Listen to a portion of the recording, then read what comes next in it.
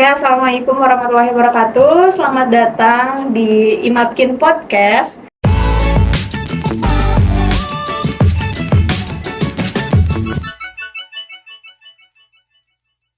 Podcast ini akan membahas topik-topik mengenai kebekaan.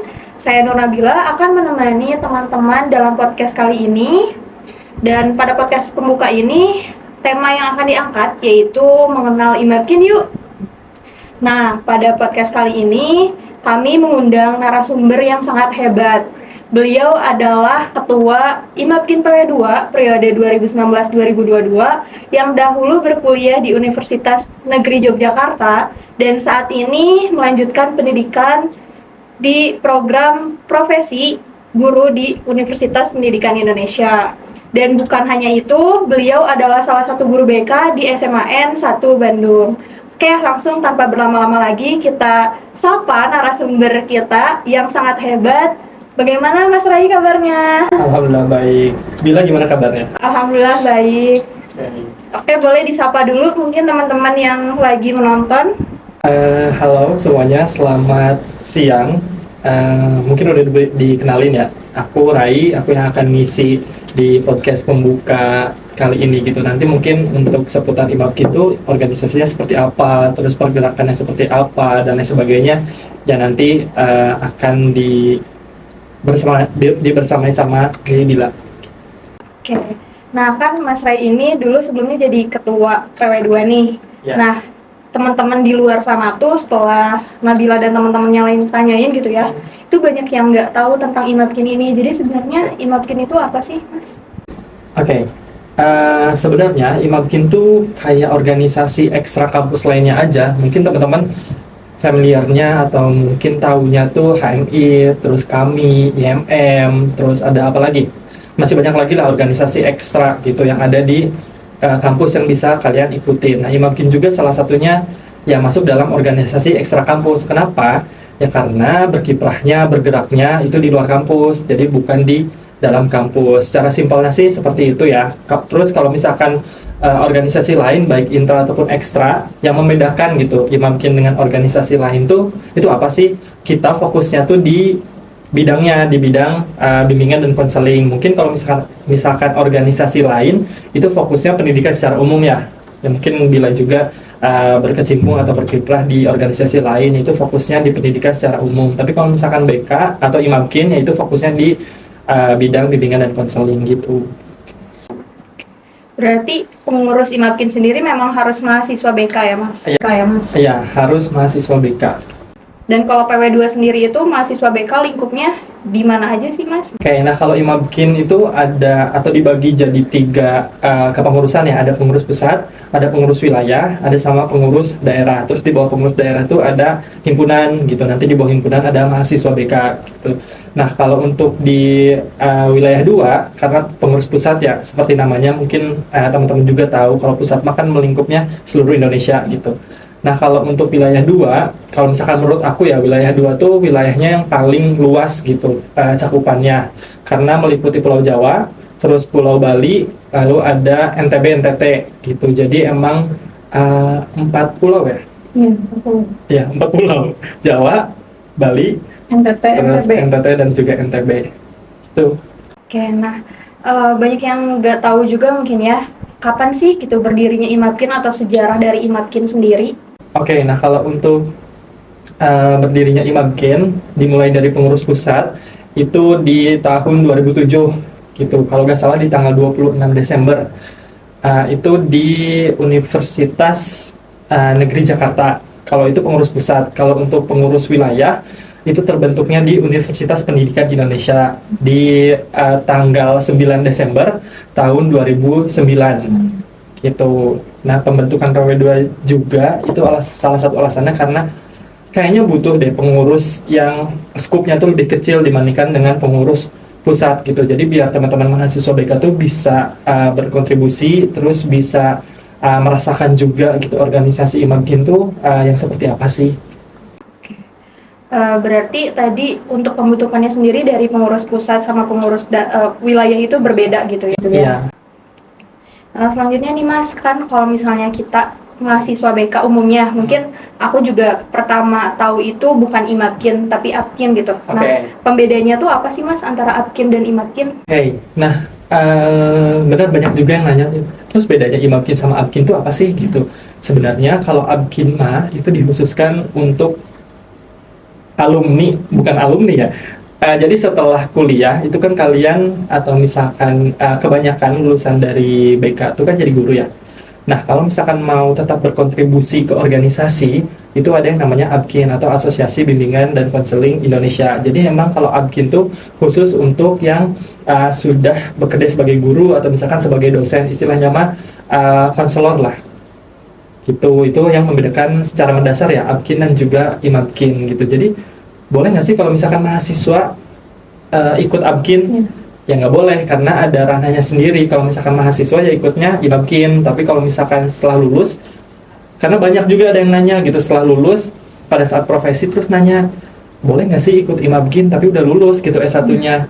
Itu nggak bisa gitu. Kalau misalkan mau tunggu dulu jadi guru, nanti baru itu boleh gabung ke ABKIN atau misalkan organisasi di bawah ABKIN. Itu banyak kok, ada misalkan MGBK dan lain sebagainya. Oke, berarti dari sini kita jadi tahu ya maksudnya perbedaan antara ABKIN sama IMABKIN itu apa. Nah, selanjutnya nih Mas, kalau misalnya menurut Mas nih sendiri, IMABKIN itu pentingnya apa sih gitu? Oke, kalau misalkan ditanya penting nggak penting ya, tentu penting ya, karena kan sebelumnya ya aku sebagai ketua gitu, tapi bukan sebatas penting tuh karena kamu tuh dulu ketua gitu, enggak gitu. Meskipun jadi pengurus biasa, meskipun jadi anggota biasa, ya IMABKIN itu penting. Kenapa? Ya karena dari IMABKIN aku banyak belajar gitu. Dari IMABKIN aku banyak mendapatkan hal-hal yang sekiranya tuh nggak akan didapetin di organisasi lain gitu. Contohnya kayak dari pertama kali menjabat atau misalkan dari pertama kali kuliah lah ya, merasa bahwa relasi itu lebih penting dari segala-galanya gitu. Baik itu dari uang ataupun dari hal-hal materi lainnya lah. Kenapa? Ya kalau misalkan kita relasinya banyak, ya as we know, seperti yang kita tahu, di fenomena saat ini ya, relasi itu dibutuhkan gitu. Kalau misalkan baik itu kita cari kerja atau misalkan kita cari sponsor, cari donasi dan lain sebagainya, itu tetap diutamakan yang punya relasi dulu. Kenapa? Ya karena si orang atau pihak lain yang udah kenal sama kita nih misalkan, ya dia bakalan percaya sama kita, terus bakal memprioritaskan juga gitu, dibandingkan kalau misalkan kita orang asing ya, terus datang ke perusahaan atau misalkan ke pihak untuk diajak kerjasama gitu, ya pasti mereka nanya kan, ini siapa nih, dari organisasi mana, terus ya kami belum tahu gitu kualitas dari kalian tuh seperti apa. Ya benar banget ya apa yang disampaikan Mas Rai, karena yang aku rasain juga ketika udah ngumpul dengan teman-teman yang beda pulau, bahkan beda kota aja, itu tuh banyak hal-hal baru yang didapetin gitu. Jadi beneran kayak ngerasa, oh ternyata ilmu aku belum seberapa besar dan seberapa banyak, karena ternyata pengalaman-pengalaman yang lain itu lebih wow lagi dan lebih banyak lagi. Oke, selanjutnya nih kan tadi Mas Rai udah memaparkan gitu ya, ngasih tahu ke teman-teman apa itu IMABKIN dan lain-lainnya. Kan ini khususnya lebih ke mahasiswa BK-nya. Nah, peran sendiri dari IMABKIN itu khususnya bagi mahasiswa atau bagi masyarakat sendiri itu apa sih Mas? Oke. Kalau peran itu pasti tiap organisasi itu punya cita-cita, punya tujuan dan fungsinya masing-masing ya. Salah satunya kalau IMABKIN itu fokusnya karena kita merasa bahwa organisasi kita masih baru ya, dibandingkan dengan misalkan kayak kami HMI, terus habis itu ada IMM dan lain sebagainya ya. Itu kan organisasi yang udah lama berdiri gitu. Ya kita sekarang fokusnya khusus untuk mahasiswa BK dulu ya.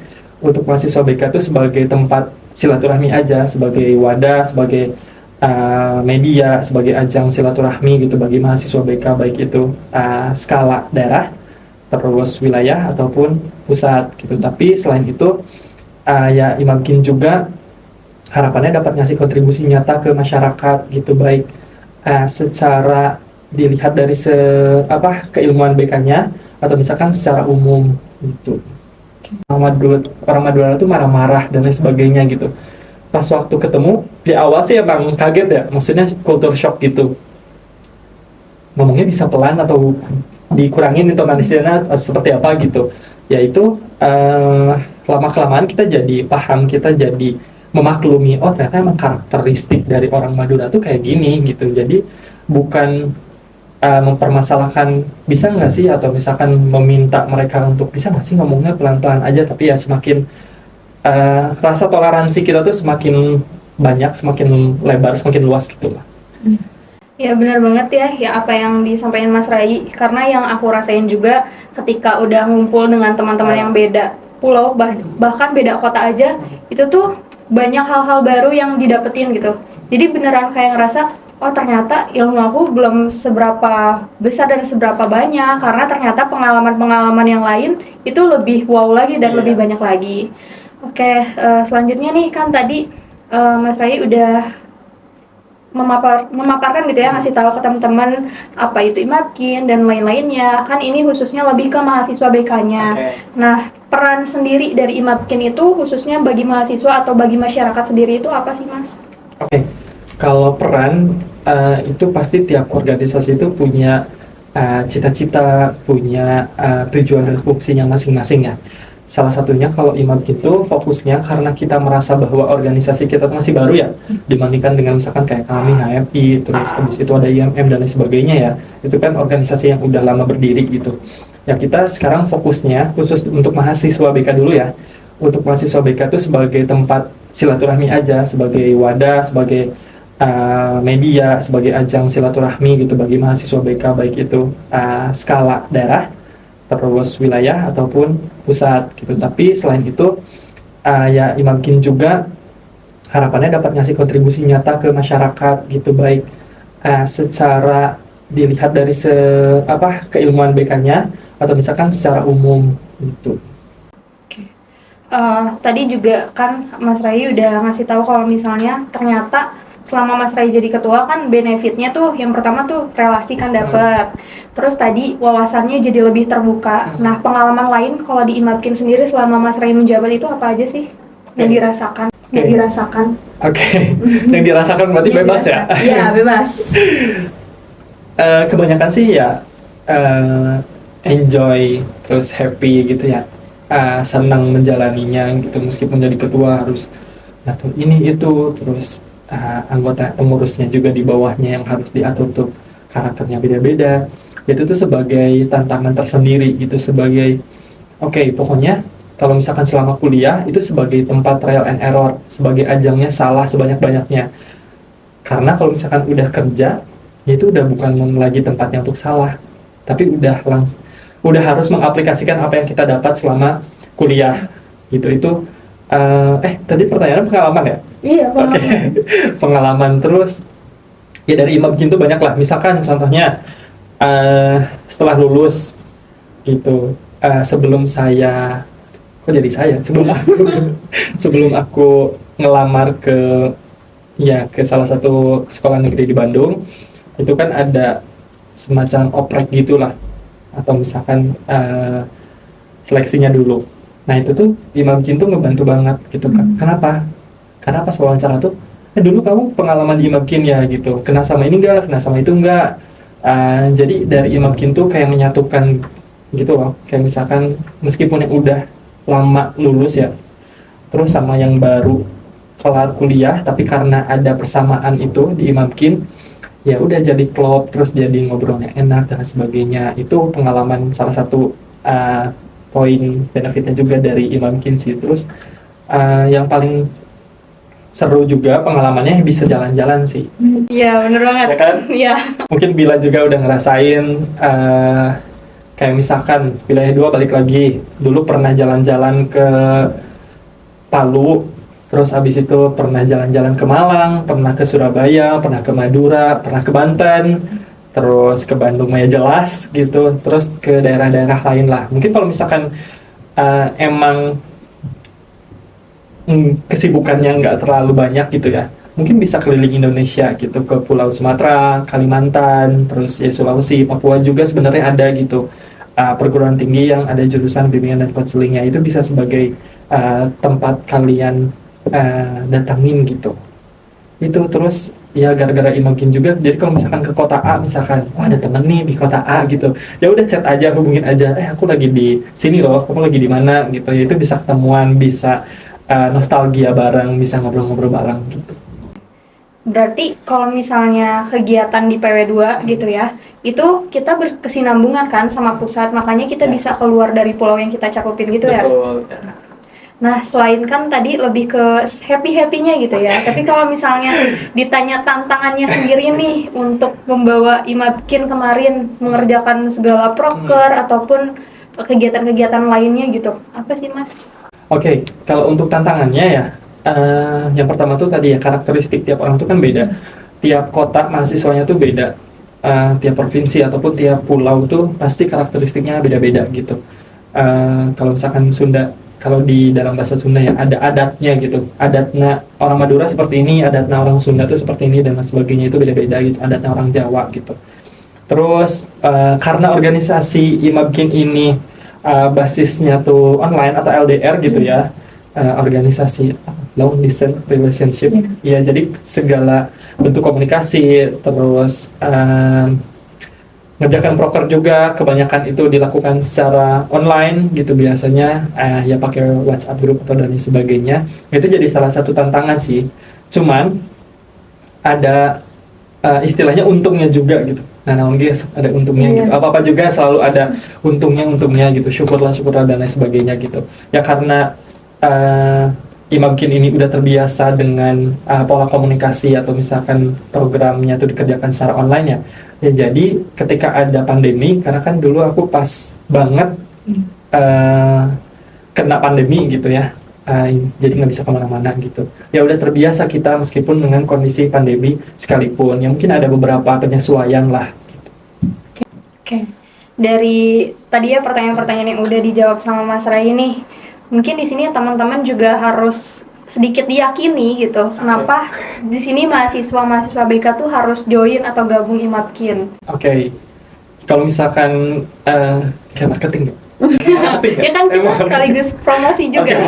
Oke, ya kalau misalkan kalian itu senang ngasih kontribusi, terus senang dengan apa ya, pola organisasi yang baru, terus emang kalian tuh berfokusnya itu ngasih kontribusi atau meningkatkan kompetensi kalian di bidang bimbingan dan konseling, terus tapi masih pengen tetap ngerasain gimana berorganisasi, gimana caranya itu membuat proker, ngatur proker, terus evaluasi dan lain sebagainya, ya mungkin tuh tempat yang cocok buat kalian gitu, karena ya kita fokusnya tuh satu gitu, di bidang bimbingan dan konseling itu. Pasti kan kebanyakan dari kalian juga setelah lulus mah masih pengen berkiprah di dunia pendidikan atau misalkan yang berfokus di bidang bimbingan dan konseling kan, ya mungkin bagi teman-teman yang emang nanti goalsnya gitu ya setelah lulusnya tuh nggak jadi guru BK, ya nggak apa-apa, bukan suatu